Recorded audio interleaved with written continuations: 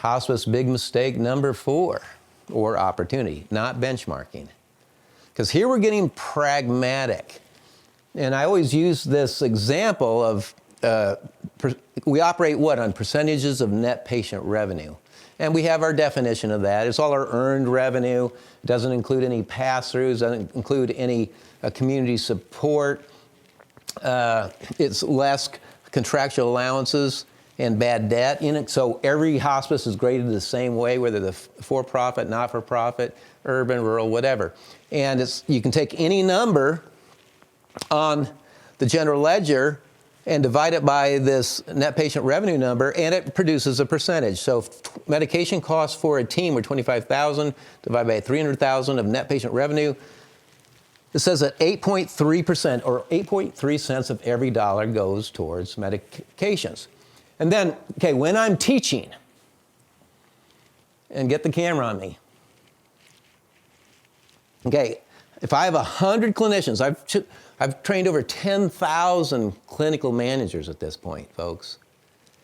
And I can turn my back and they say, now I'm going to find out if I'm working with a room full of professionals or amateurs. And I ask, what is that on a patient day basis? What is on a percentage of net patient revenue? And they don't know, yet they're getting a paycheck.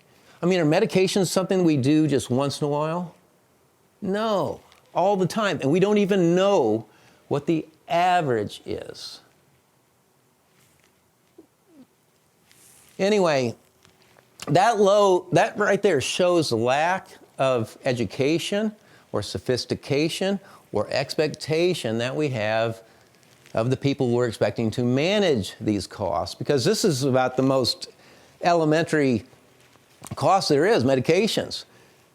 So we just say, hey, we need to be getting people this important benchmarking, this objective reference. So benchmarking is absolutely essential or necessary to become a true hospice professional. Because at that point, marketers, can't say, hey, this is, good number or whatever. You can just blow right through all the hype and all that. And at that point, you know how to make informed decisions. And this will come together a little bit more as I go through this.